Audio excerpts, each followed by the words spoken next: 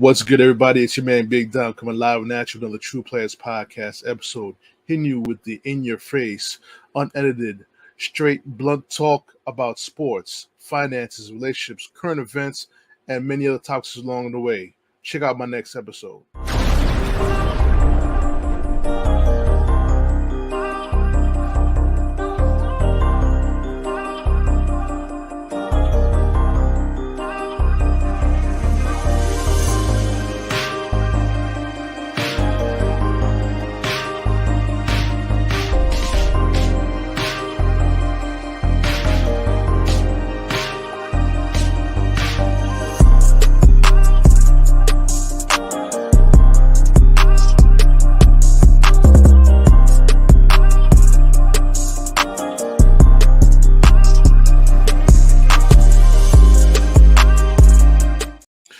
What's good, everybody? It's your man Big Don coming live and at you with another True Players Podcast episode, along with my special guest host. You've seen him before, Matthew from Jacobin Sports Show, Knicks Bleav Pod, and also the author of the Strickland article that he does twice a week, 3 times a week on Facebook. Matt, correct me on that. It varies. It depends on the games and the features and stuff. But yeah, every week writing stuff at the Strickland, the Strick.land. Bleav Nick podcast is now a distant memory, so no more of that. But there is Jacobin Sports Show, JACOBIN, and also check my Substack, MatthewMiranda.substack.com. Happy to be here as always, Dom. Definitely. Thanks for being here, Matt. And the reason for the show, have you back on the show, I want to talk to you about many things. First, your article that you did this week about comparing the New York Knicks team to 2013 Warriors team when Mark Jackson was originally the head coach of the team and the transition from him to Steve Kerr. And also I want to talk to you about the second trade. The Alec Burks bogey coming over for Quentin Grimes. Let's talk about it. I want to get your thoughts, what you thought about it, how'd you feel about it. You want to start with that one? Yeah, we'll start off with that one. I liked it. I think that Grimes is someone that coming into the season I had really high hopes for and thought he might make a jump like Quickly did. Mm-hmm. And that, if you remember when the season started, the Knicks were basically the same team other than losing Obi, trading Obi and bringing in DiVincenzo. They were exactly the same roster as a year ago. So they seemed to be relying on continuity, but like you're hoping the young players will develop. And I think people were pretty confident Quickly would, but not sure about Grimes. And early in the season, Grimes struggled. He was vocal about it, which is rare in the Thibodeau Leon Rose era. You don't hear a lot of players going public complaining about things. Mm-hmm. He wasn't the first one who did. Josh Hart in the year also complained about not really knowing his role in the offense. But if you remember right after that, and I think Hart to me is a key differentiator from Grimes, as soon as Hart made the complaint and went public, like he started playing more aggressively and he started taking shots more and he started playing like really well. And I was hoping that Grimes would do the same thing. Maybe Grimes saw what Hart did and was going to get himself pumped up by, because Grimes is a very quiet dude. Like it stood out that Quentin Grimes of all people was publicly, complaining about, I don't understand my role. And it seems like if I don't get any shots and if I miss one, that's it. Like it was very honest, but it was unusual. And if you remember, Grimes after that just continued to not really shoot well. Went to the bench and had some more success there initially, especially coming off the bench before the OG trade. But I think once the Quickly deal was done, I think especially Grimes' days were numbered because the differentiator for him and like a guy like Josh Hart is just that like Quentin Grimes, highly skilled, nice player, but didn't look to me like at this stage of his career like he was confident to really step up where this team is right now. I think Grimes is in a better. I think he's like RJ. I don't think it's a surprise that RJ in Toronto is scoring more and he's shooting more efficiently and he's playing better in general. It's not because he suddenly can play well. It's because he's on a team that puts him in a better position and that has room for him to make mistakes. Right. The Knicks, you could tell very early this year, like Brunson changed the timeline. Like the timeline is no longer like, we'll wait 4 years and see where our young, like, they want to win. Like they want to. And in that sense, that's why I think Grimes had to go. The underrated part that I really liked about the deal was they lost Fournier, which as a player was not really a concern for the team, but as a contract it was, because Fournier has a team option this offseason, and so his contract had value for trade purposes. You could decline him and have some cap room, or you could pick up his option and then use it to balance the deals. So Bogdanovic is a much better player, obviously, at this stage, I think, than Fournier, and has a similar kind of deal where he's owed $19 million, but only $2 million is guaranteed. So he basically works the same way as Fournier. So they retain that flexibility with the contract and picked up a better player. And you bring in Burks, who, a lot of familiarity, obviously, with the coach and with the system. I felt very good about the trade when it happened. I don't know. I don't know how much Burks. The only thing, and I don't think it matters. Like, I think we have to remember right now that like Burks and Bogdanovic are both playing more minutes than they were supposed to, because the team is so injured that like they have to play these roles. Someone's going to get cut if they get all healthy. If they get Mitch back, they get Randall back, they get OG back, and it sounds like they should. If they throw those guys back and they're fully loaded again, then someone is out. And it probably comes down to Burks and McBride. And I would say at this point, to me, like, there may be situations where you want Alec Burks to play, but to me, there's no question at this point. I'll take McBride 10 times out of 10 over. That's not a slander on Burks. That's just how good McBride has been defensively, shooting, giving them points when they need it this year. He's leveled up in the way that I had hoped that Quentin Grimes would. Matthew, I'm in total agreement with you about Quentin Grimes. His development, the playing time, the confidence that he's playing with right now. There's games that the Knicks came back because of his big shots in the fourth quarter, the big defensive plays, fighting through screens to get to it, to stick with his man. Less switching, more continuity on the defensive side of the court. Yesterday's game against they were playing against the Cavs. Donovan Mitchell didn't play, but the Knicks had injuries too. Jalen Brunson was out again. They came back from 20 points down on straight playing great defense. Josh Hart putting the team on his back with doing all the intangible stuff and also scoring big. And, they had a chance to win that game. But I think the thing was, though, the fatigue of fighting to come back from 20 down caught up with them. And I felt that, that's with coaching. I felt I saw a red flag in that, because if you need offense, you got Bogey on the bench. You got to bring him into the game. You can't have Josh Hart, and you can't have DiVincenzo going 5 for 20 every game. That's not going to work. No, I understand the logic of like DiVincenzo, since Randall went down, and then in the times that Brunson's been down, like DiVincenzo's really stepped up enormously, and there's going to be some level of like, I'm going to go with the guy that's gotten me to this point. Like, he had a rough night. He's had a great season. He's not had many nights like last night. You can say, like, yeah, try someone else, but like, I don't want DiVincenzo at the first sign that he has a struggle after everything that he's put in this season for me to be like, all right, I'm yanking you. I think there's a bigger picture that the coach has to, which is weird because Thibodeau's obsessed with seemingly with like, burning guys out to win every game. But I wonder politically on some level, if you have to, like, if with Hart and DiVincenzo both, especially right now, like, they're carrying such a load, like, I'm gonna ride or die with those guys until the others get back. I wonder if that's what Thibodeau thinks, and that's why you would never see Quentin Grimes get away with a 5 for 21 game. Right. But the thing is, though, I'm not saying pull them out. I said put in Bogey to give him more space to operate. Give him another possible offensive threat in the court when they're going down.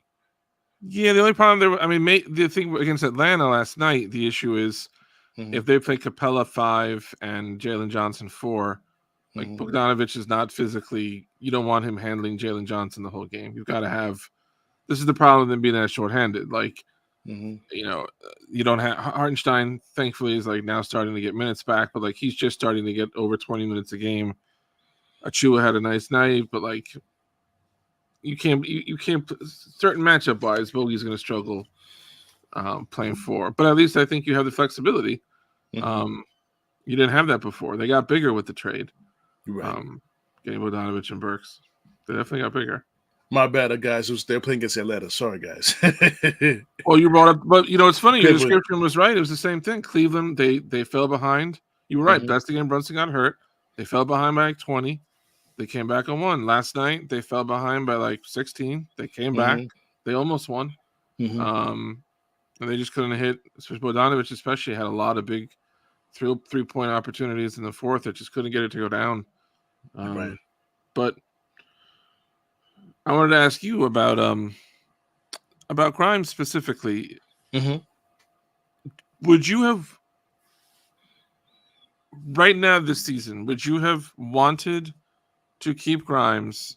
Mhm. And let's say that involves, because Grimes obviously wants a bigger role.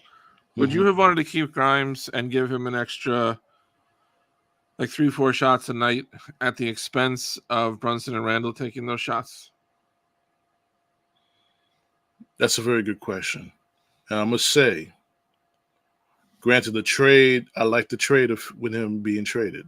However, you have to find a way to limit. I'm not saying decrease the touches of Brunson and Randall, not because they're bad players. They're the top two scorers on the team, but alleviate the pressure of them because this is what happened. Julius Randle hurts his shoulder. Jalen Brunson has a knee contusion. He's out for a couple of games. How is these guys going to recover from that for playoff time? I need those guys in playoff time. I'm not concerned about 20-point leads. You keep them in the game. Again, that's coaching. Julius Randle hurt his shoulder when the team was up 20 against Miami. That can't happen. You should have been pulled out the game. I don't care what Julius Randle tell me. I want to say the game and play, coach. No, get your butt on the bench. We need you for the playoffs. And Brunson is just getting injured based on fatigue, minutes fatigue. Yeah, they've been in a weird kind of a spiral for a while of they're too shorthanded, so they have to burn everyone out, which makes them more susceptible to injury, which depletes the roster, which burns out the guys who are left. Like they just, if anybody needed a bye week, like in the middle of a basketball season, this team just needs a bye week. Trust me, they do. Everybody just stop. Trust me, they sure do. And even DiFicencio and Josh Hart, they're feeling the weight on them right now as we speak. There's been a number of games that DiVincenzo has looked hobbled. He's grabbed his leg. Nothing's come of it yet. Thankfully, fingers crossed. But it's been in like 3 or 4 different games. Hart has had a couple of games where you've seen him go for his knee. It's never been done before. I keep writing about it, and it sounds silly, but I'm not really joking. Like, there's some nights if you know you're gonna lose, like you can forfeit a game, like legally. I know nobody wants to do it. Nobody wants to lose the money. Nobody wants to lose the ratings, and the league would flip out. Blah blah blah. But you know what? They've had some games where like you're not gonna win this game. Like. Right. You're not going to win this game. All that can happen is someone else can get hurt. That's the only thing that can happen from this. And like, how many times does it have to happen? How many times do they have to talk about? Like, you would think they're the luckiest team with the injuries because they're always like, oh, we got a break with Randall. Okay, you got a break with OG. Okay, you got a break with Brunson. This is like the second or third time in the last month or 6 weeks that they've gotten lucky with Brunson and injury. How many times do you think that's going to happen before something happens that it's not lucky? When he went down against Cleveland, I thought it was ACL. Like, this has been coming. Like you knew it was bad because he wasn't grabbing his ankle. He was higher up on the leg, and it was non-contact. And I'm thinking like, whatever it is, it's been coming because he's taken so many hits. Brunson, when he's healthy, is getting knocked around, but he's been getting ankle stuff. He's getting feet. And you saw he got up. When he got up and he first took a step, his whole left foot it didn't come up right. It stayed I thought he was done. So they could say, thank God they didn't play him. I thought they were going to play him last night because Thibodeau's a madman. And I was like, you gotta let that man sit. You gotta let that man sit. They play Orlando Friday. Tell McBride, get a lot of sleep Thursday night. Give Brunson that time off. Because they got 2 games with Philly coming right after that. Oh, yeah. I mean, Orlando's a big game now, too, because now they're tied with it's a big game now. But I don't know how long they can keep killing themselves just to get through the regular season. There's not going to be anyone left for Randall and Mitch and OG to come back to. Exactly. But I want to give a big shout out to Precious Achua. I call him Prince Achua. I call him Prince because reason I say that he may end up being the Noah Syndergaard of this trade with OG. The Noah Syndergaard. Yes. So you're saying the hidden gem of the deal? Yeah. The throw-in piece will turn out to be bigger than what they thought it was going to be. Okay. Because this guy can play. He's grabbing rebounds. He's shooting the 3-pointers, albeit not for a great percentage, but the effort that he brings into the game, the energy, the defensive energy, the guy, he just wants it that bad. Yeah, and especially when you consider that their centers in previous years have been Mitch and Hartenstein and Nerlens Noel. These are not people who shot anywhere from outside. Right. So the fact that Achua's not a great 3-point shooter, but like he will make some. He will take some and he will make some, and like the defense has to know that. That is nice, and he does. I was excited about him. I liked him coming out of college. I thought he was gonna. I was pissed that Miami got him because I thought, like they're gonna make him a. And I think he got. Toronto's been trying a lot of weird things the last couple of years, and I think he got, in part, kind of squeezed out of what they were trying to do. But you can see, like, you give him time, the way he can run the floor. He's got ball skills. He can relieve the pressure. Like back in the day, Anthony Mason used to be like a great for that. Like he could just break the press, and you didn't see that from front court players. Achua, again, especially given Mitch Hartenstein, like they're not dribbling the ball at the floor, but like Achua, a lot of times he'll come up, he can get the offense started. Like he's been really nice, man. He's been. I didn't think he was the third. When they made that deal, one of the reasons I was thrilled was they were really light in the front court. That's when it was like Sims and Taj Gibson, and I was like, you got to get somebody. And they got a guy who's an NBA player. Yes. And now I like to play with Quentin Grimes. Like I said, he's playing great. Another player that I'm concerned about. Matt, I crucified this guy last season, Isaiah Hartenstein. I crucified him to death. Now he's making me eat crow right now. His value to the team. He's amazing. The first few months here, he struggled so badly. He was driving me nuts. I couldn't understand it because he had such a good rep coming over from the Clippers, and like he had all these skills. Apparently, he would bumble everything. His first 2 or 3 months as a Knick was a disaster, and then all of a sudden, like, boom! And ever since then, he just gets better. I hope his Achilles stuff is behind him now. He started to now pick up more minutes than he had been. He still isn't, he's still not where he was. He's still not hitting 30, but they're ramping him up slowly, and he's huge for them. Even if they don't get Mitch back, if you have Hartenstein, I think you have a chance. Achua is really, really nice in a lot of things, but like if Achua is my starting center against the Celtics or the Bucks or the Cavs, like I'm at a little bit of a disadvantage. But if you can go Mitch and Hartenstein and then throw Achua out there just for like 10 all-out minutes, that's some size that other people got to deal with. Definitely. And I felt if you're going to make that trade with the Pistons for Quentin Grimes, you should have grabbed Drummond. Just for that reason. Just another big body. And then another Yeah, I'm a fan of Andre Drummond. Yes, I am. I am a fan. Even though he may be a guy that goes for stats, but he's a player that can grab rebounds, be a presence in the middle. Because that's what we miss. That's what we miss with Mitchell Robinson. Those offensive rebounds and putbacks. He's a value. I think you could take the fact that they didn't acquire the fact that they didn't acquire Drummond and stayed with someone at the level of Achua, I think was one of the first suggestions that like they think Mitch is going to be back. I think if they thought Mitch was done and there's no way he's back, like people were talking about Capella, like that only makes sense. He's not coming in to play 10 minutes. Like you're bringing that guy in to play. So I think Okay. I wonder if they would have gone Drummond's way, Mm-hmm. but something seems to have surprised them because when Mitch first went down, the Knicks applied for there's some kind of exception you can get from the league if you Mm-hmm. lose a player for the season, and the Knicks applied for it, which means you think that your guy is gone, Mm-hmm. and now all of a sudden like he's on the bench, and Mm-hmm. they're very optimistic or very confident that he'll be back sometime this month. This month it sounds like. Mm-hmm. I wasn't counting on that. Um, Me neither. that's a different ballgame. When they have Mitch and Hartenstein for 48 minutes at center, Mm-hmm. like that's a completely different proposition for other teams. It's a scary proposition. And like I said, once you get Randall back, you get OG back, you get Brunson back to someone close to healthier, get back healthier. This Knick team, in my opinion, it could be a top 3 team in the Eastern Conference.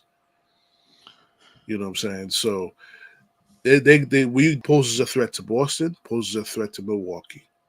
Mm-hmm. I don't know if anyone poses a threat to Boston, Mm-hmm. but I hear you. And I very much want to see the Knicks play Boston with Anunoby there, Mm-hmm. because I think that's an enormous that's not something a lot of teams can present to Boston. But the last time the Knicks played them, Jaylen Brown killed them. Yeah. And the Knicks, you could see their strategy was we're going to let Jaylen Brown shoot, which makes sense. We're not going to in the playoffs. That's what you would do. We're not going to let Tatum beat us. Hopefully, go ahead, Jaylen Brown. And before, when it was R.J. Barrett guarding him, that was never going to work for the Knicks. He's bigger, he's better, more athletic. But if I don't know where you would play him. But in the switch, there's so much switches. But at some point in a critical game, you're going to have OG Anunoby guarding Tatum or Brown. And that's not something a lot of teams can say. No. Now, the only thing that'll be interesting, you say that they could be top 3, and I agree with you. I definitely think they can beat anyone but Boston, and I'd be curious to see what they look like healthy against Boston. But unfortunately, because of the injuries and their slip and play the last couple of weeks, they have no chance of finishing really higher than 4th. Right. Just because Cleveland got a nonsense win last night against Boston. They're not going to be able to unfortunately catch them. So, but it's still a huge range. They could finish as high as 4. They could finish 8th. Yeah. It's a weird. East is weird this year, man. That's a scary part of it too. Now, before we pivot to your article, a lot of rumors when the final trade deadline, the guys got traded. So a guy came up, a guy used to play for the Knicks as a possible buyout pickup for the Knicks, Marcus Morris. I felt he could have fit, but then again, when Randall comes back, what's going to happen with the playing time? Yeah, and I don't know, be there too. And Hart plays a lot of minutes for them at forward. It would be a body to have a body, but if you got to the playoffs, unless you were missing a catastrophic number of people, Marcus Morris wasn't really going to play much, in this team. Right. I love him. Always loved him on the Knicks. We'll always fondly remember him smushing that one Washington Wizard in a preseason game and just taking the ball and bam, smashing the dude right on the head with it. No apologies, wasn't phased. That was just Marcus Morris being Marcus Morris, man. So I love that guy. Being an enforcer, the Charles Oakley, much more talented Charles Oakley. That's what this team needs. I mean, that'll put him over the top. That's for sure. But then again, you deal with numbers, and you're going to deal with the same situation you dealt with when you had RJ and IQ and McBride and Grimes here. You're going to deal with the same thing all over again. All right, so let's get to your article. We spoke before the podcast about your article. We had some agreements and disagreements about that, and one of the disagreements I had was you mentioned Iguodala, comparing him to OG Anunoby. I mean, granted, they came to the teams, they did fit what the teams needed, but as far as and Andre Iguodala, 2-time All-Star, a lot more skill sets than Anunoby. That's where my disagreement was with you in regards to that. I cannot and will not argue about Anunoby. Certainly, I mean, Iguodala is a different level of player at this point. Iguodala, he was an all-star once. He was, but it's not there so much for me. And I wonder if Anunoby is on the Knicks long enough. Like, you see, guys, this happened with Charles Oakley. And this happened, if you remember, there was a player on the Pacers back in the day named Dale Davis. And you don't think of those guys as all-stars. There was a guy named Jamal McGlure, who was a big man on the Charlotte Hornets back in the day.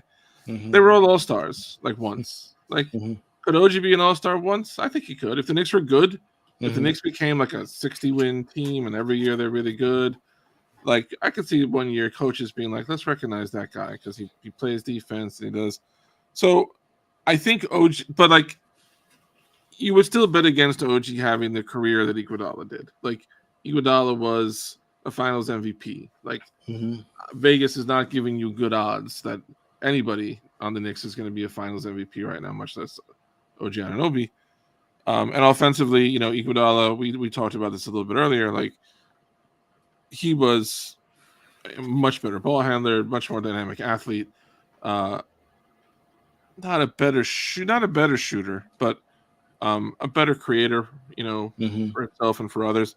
But it's more about the fit and the acquisition. It was that when Golden State added Iguodala, they had something good going on, but he gave them a piece that let them unlock, you know, the lineups that, like, playoffs specifically. Like, there's players who are good for the first 82 games, and then there are players who their importance can change to you over the course of a series. Charles Oakley was the opposite to me. If you want to talk old Knicks, like, John Starks was a guy who in the playoffs became more significant even than usual, because for those Knicks teams at the time, they had no backcourt scoring. It was all Starks. So in the playoffs, like, when teams would tighten up on Ewing, like, it became even more important that Starks, like, do more. Right. I think a guy like Iguodala for Golden State, regular season, like, he's not their most important player. He's not second most. He's not third most. He's not fourth most. He may not be fifth most. But in the playoffs, especially back then when it was them against LeBron, like, how many human beings walking the face of the earth could you leave on the floor against LeBron James in the finals and feel like, all right, like, as good as you can be with it, there's not many human beings who can do that. And I feel ultimately Anunoby has that value and that flexibility for the Knicks. He can be a lockdown three. Like, he can defend literally all five. But that means you can play him at the 3 and he can defend anybody. You can play him at the 4. He can defend anybody. You can go small ball 5 and play him at the 5. They play Boston in the playoffs. I don't know if Thibodeau would be this experimental, but they want to play Porzingis, let's say, at 5. I don't know, because I can put him on KP because KP is not going to physically bully and back him down. No. And I don't know if he's got a long. I mean, nobody's going to block KP shot, but the point is, here's a guy I can put at 5 and then do whatever I want around there. And he gives me a flexibility that Philadelphia doesn't have. You know, Indiana doesn't have. But, well, they have Siakam now. But, like, a lot of teams can't do it. So Iguodala better, but I'm very happy that the Knicks have a guy on the team that you can even think of being like that kind of player for you, because you got to go way back in time to remind me of the last time the Knicks had a player like that. You might have to go back to Anthony Mason. Yeah, absolutely. I agree with you on that end. But I love the point you made about Mark Jackson. Listen, I know he'd cheat on his wife for the stripper. That'd be my man. If I knew that, I'd be saluting him. That's my guy. You know, I'm a strip club legend here. I go to all strip clubs. Mark Jackson has a lot of fans. In my younger days, my younger 20s, and be in the strip club, all that. But the thing I have, the comparison between Mark Jackson and Tom Thibodeau, I think Mark Jackson has more of a pulse of offensive strategy, offensive game that separates him from Thibodeau. A lot of these great defensive head coaches, where you go from Woodson and Thibodeau and any other defensive coach outside of Van Gundy, these guys offensively believe in ISO ball. That I would say, I agree on Woodson. That killed me with Woodson, because Woodson, I felt was just like certain players can only get you so far. Mm-hmm. I always felt like Mike Woodson was a coach who, like, he's a second round coach. Like, once you get to that level, and you would see that the offense became, Carmelo, please do something. Like, you got to have more than that if you're serious about. So I agree with Woodson on that. I'll say in Thibodeau's defense, because this was a major criticism of him coming from Chicago and Minnesota to New York. Their offense, I think, has been better than you would think. And I don't know how much of that is Thibodeau. Like, adding Jalen Brunson, obviously, is the biggest reason why the Knicks offense is like that much better. But Tom Thibodeau has allowed, like, their offense most of the season before the injuries hit, they were like top 6, top 7. Again, how much of that is Thibodeau, I don't know. Just like I don't know when Mark Jackson had Steph Curry and Klay Thompson, like that helps too. But I mean, if they had success under the coach, all you can say is like, all right, they had success under that coach, and the Knicks offense has had it under Tibbs this year, especially, and certainly Golden State had some under Jackson. Excellent. I like that. I like that analogy. But and just now, like now, remember that Golden State had gone like 20 years without doing anything. Right. Anything. Mark Jackson, got them to the second round. And they had another year. His last season there, they lost in 7 games to the Clippers. The Chris Paul, Blake Griffin, a very good, tough Clipper team that year. Like, Mark Jackson, similar to Tibbs. Like, he. But it's like the story of Moses. Like, just because you take them through the desert does not mean that you get to see the promised land with them. Exactly. Mark's got a great seat every year in the finals, right on the side of the promised land. Thibodeau, we'll see. We're hoping for that as both as Knicks fans. We both hope for that in the near future. But my thing is, though, when Julius Randle comes back, especially him, because Julius Randle, talent-wise, has the ability as 6'9" power forward to be a triple-double machine. He could score, definitely know how to score. He could pass the ball. He could rebound the ball. He got more weapons around him now. He got guys who he can trust. He got Brunson. You got DiFrancesco. You got Bogdanovich there. You got McBride there. You got OG there. Will he really now mature into that next level? Yes, he's all NBA. Okay? In this era of NBA, he's all NBA. But if you go back to the 90s and early 2000s, he wouldn't be all NBA. It's that next level he has to take. He has to make the teammates around him better.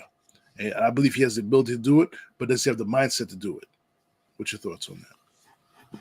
Well, first, I just wanted to say I think that as we record this on StreamYard, that the comment section may have been hacked because someone claiming to be Joey Gomez threw out a Go Yankees. And I know the Joey Gomez that I lived with would know better than to come onto this podcast and spit that Go Yankees propaganda. So you might want to have your tech people check that out. Gotcha.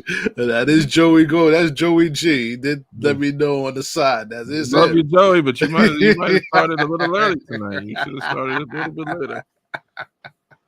Oh man. Sorry, Don. Remind me what your question was. My question is about Julius Randle. He has much more weapons around him. So what I'm really excited for this season, we have not really seen yet.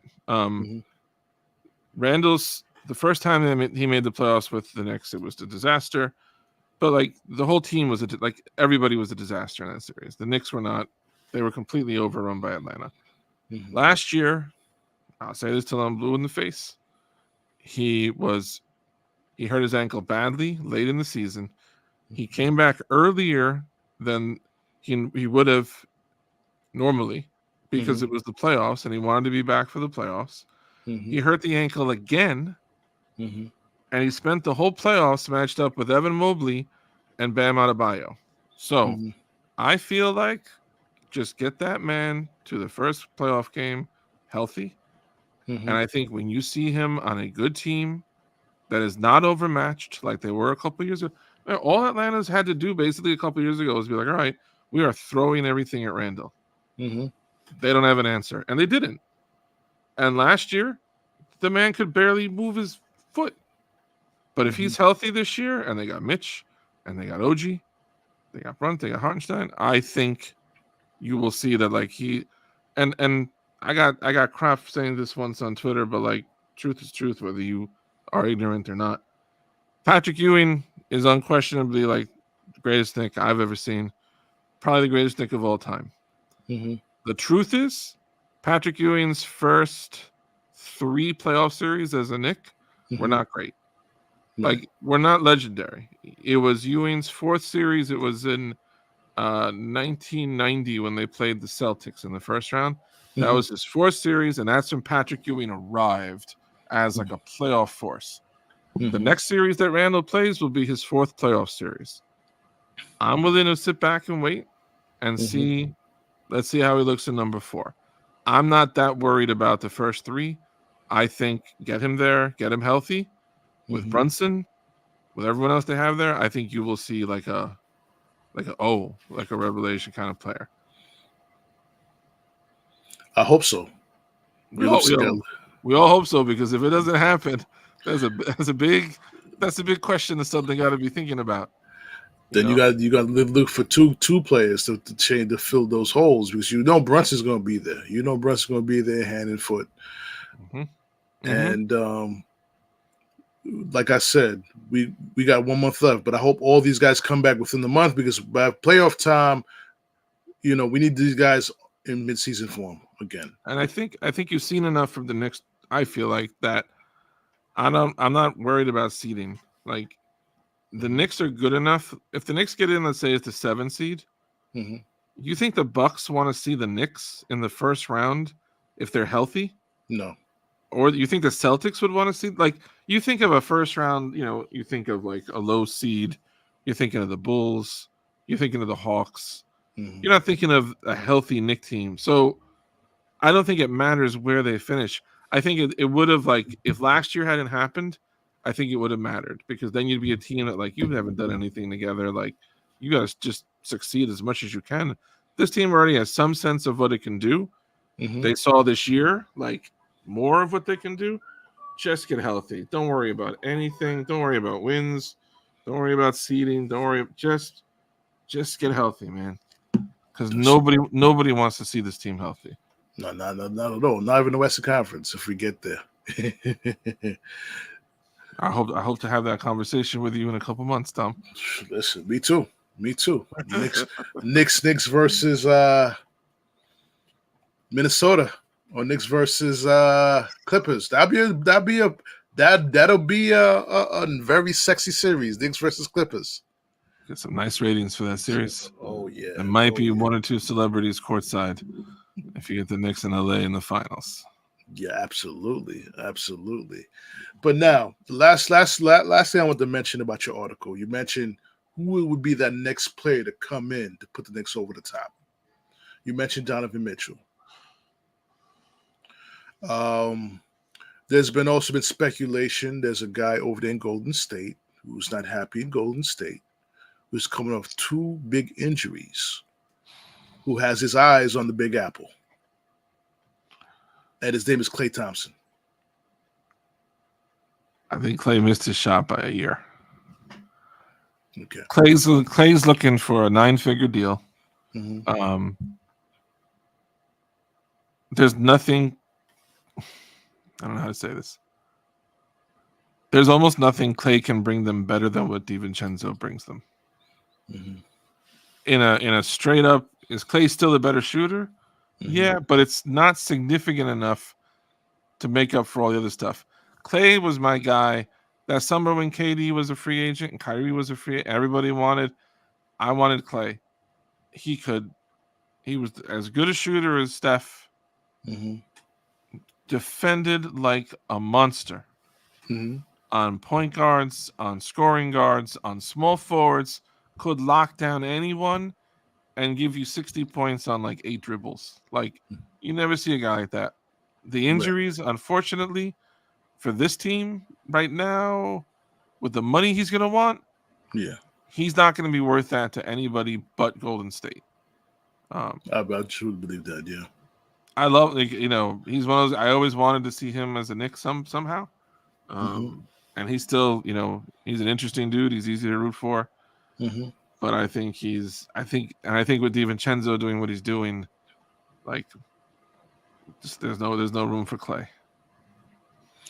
I know we spoke about this on many podcasts. Each time we have a Knicks talk, they keep throwing Donovan Mitchell out there. Does this guy fit with Brunson in that backcourt? I did not ever think that he did until they made the Anunoby trade.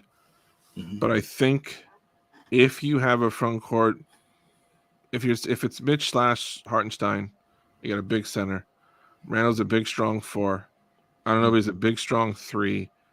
He can protect you a bit against, let's say you play, would be a tough matchup for that.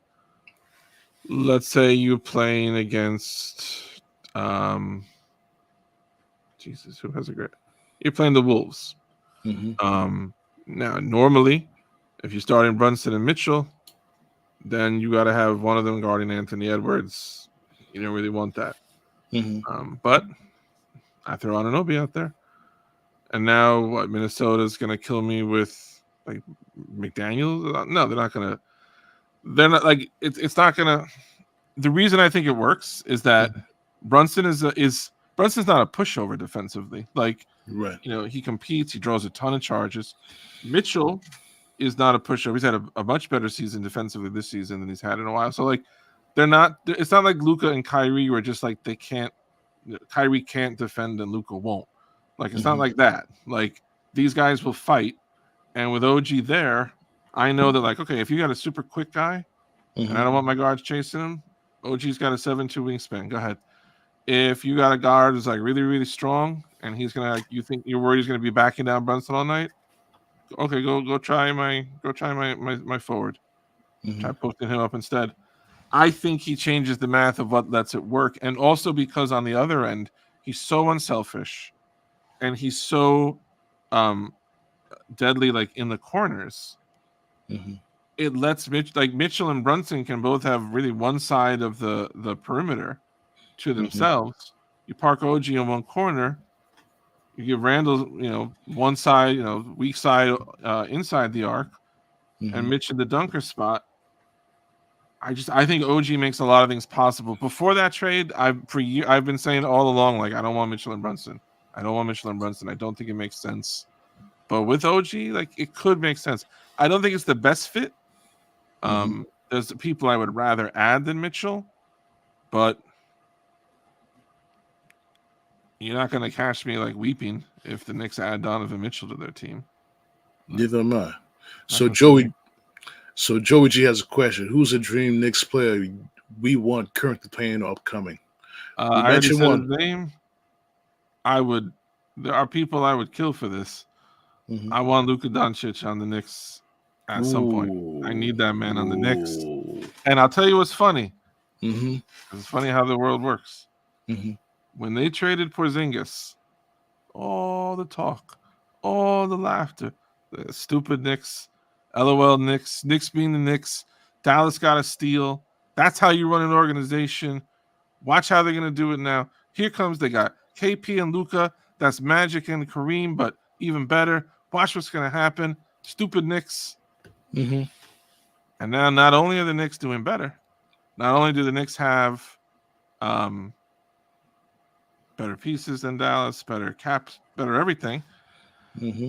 Dallas still owes the Knicks their first round pick unless it's in the top 10 this year. Right. Now Dallas keeps losing, and at first you think, like, oh, they're gonna do like they did last year. They're gonna collapse late and cost the Knicks a draft pick. But you know what? They're gonna collapse a second year in a row with Luka having an MVP season again. Right. With Luka now having finished 2 seasons with Kyrie there. With you this year trading as Dallas, the last pieces they have to trade, they traded them all to get PJ Washington and Daniel Gafford. You collapse again, and Luka looks around and says, you know what? I'm not. I want to go where I want to go. And you know where I want to go? New York. I'm telling you it's going to happen. Now the question. Now you lead to the next question: who's going back in that trade? Randall, because he's from Dallas. Okay. And it makes too much sense positionally. Luka takes Randall's position. Dallas doesn't want to lose this guy for nothing. You get back a hometown kid. Randall loves Dallas. He always is excited when they go back there. I think it makes a lot of sense. And I think Brunson's already played with Luka. He can give it his blessing. If you've got Anunoby next to Luka, like Luka, just score points, man. You don't got to worry about nothing else. I think it makes a lot of sense. One thing I was concerned about, who was I speaking to? I was speaking to one of my coworkers the other day about Luka and the Joker. These guys are the most out of shape basketball players ever, but basketball IQ and skill, they're bar none top notch. But Jokic is in much better shape than he used to be. Like Jokic, when he came in the league, absolutely you could see him winded, and like he had it was impossible not to notice like this guy doesn't look like but like he lost a lot of weight a couple years ago, and I think Luka has what Melo had. Like Melo don't look like LeBron. Like LeBron looks like you crafted this body to play basketball. Melo would get crap about like, he could be in better shape, and like I always felt like Melo's giving these people the business 24/7, like all day. He's got to be in pretty good shape to be torching these dudes. Luka looks, he got that pasty skin and his hair gets down in his face. Like Luka looks like Beethoven. He looks like he's working really hard at it. But the thing is, like, listen to that music. Like, it's working. So whatever shape Luka is in, I'll take that shape. Got you. But as soon as this pod is done, I got to go down to the basement and get laundry. I'm not looking forward to those stairs. Luka Doncic scoring 37 points on the NBA. He's in fine shape. I got you. Let me answer Joe. My co-host, my bro Joey G, join us from peripheral level, but I want to answer that question that he left for me. I want to give that answer. Yeah, fair. Who tell me your dream guy? Devin Booker. Things are not working out in Phoenix the way they thought it would be. Devin Booker. Interesting choice. Beautiful player. Now, what is it going to take to get him? I think you gave away Grimes. That's where you have to look at whether we gave up Grimes too early, because that's something that you could definitely work a trade around too, with Grimes and a couple of first round picks. You may have to part with McBride too. That's a negative. Oh, if you have to part with whatever they want, it's probably going to be one of your centers, Mitch or Hartenstein, whichever they want. It's going to be McBride. That's tough. They have to get, if it's a 2-team deal, they're going to ask for Brunson, and you're going to say no. But see, it's hard to say. Like, are they? Because if they're trading Booker, are they rebuild? If they're rebuilding, then maybe Randall has some value because he's still a good player, but his contract is off the books soon. If they're trying to compete, I couldn't see it. It's too much to give up. If you were them, if he's got a pretty game though, man. He can defend. He got a good all-around game. He can do a lot of things. He can get you 10 assists. He can get you 60 points. Off the dribble, sweet jumper. You may have to give up Josh Hart too in that deal. You're giving up whatever they want. Like, basically, if you want to say no to Brunson, everything else has to be on the table. Everything. They want season tickets, they're getting season tickets. And watch those MSG prices skyrocket even more. I'll tell you that much. But it's a nice consistent thing with the Knicks. No matter how they're playing, I don't know if they're worth it. But for me, the easier get, if you're gonna go with tap at Phoenix, the easier person to get is going to be KD. But I don't want KD. I don't want that energy in the locker room. I don't need it. Not even if I have to give up Randall. No. He burned too many bridges. The old story in the Bible when You know the story when the angel of death was coming around, so they would put on the door of their houses. They would put they would mark it so he would keep going. Yes. Katie's coming by my neighborhood. I'm putting some shit on my door. Just letting Katie know you keep on going, angel of death. Exactly. You keep going, Slim Reaper. You're not coming in my house with that energy. Exactly. His reputation took a shot because he should have taken that Brooklyn Nets team to the finals. He failed at that. I'm not going to blame that 1 year on him when Harden got hurt, Kyrie got hurt, and Kyrie missed half the season for his own reasons. But what's always odd to me is like, why did you leave Golden State? Like, it's your life, and like maybe he really has been happier where he's been. It's hard to tell from what you get from a player publicly, but like it was, like when Babe Ruth got to the Yankees, it was obviously a different time. There was no free agency, but it would be hard to imagine Babe Ruth going to the Yankees and then like 2 years later, 3 years later, Babe Ruth is like, you know what, I'm gonna leave. No, you're not. Like, this is absolutely perfect for you. So you're Kevin Durant. You get to Golden State. It's absolute like basketball utopia. And he's like, that's not enough. I got to go to Brooklyn. And you know, personal life is a whole other thing. I don't know what makes this man get up in the morning besides basketball. Like, but just he was in the perfect spot.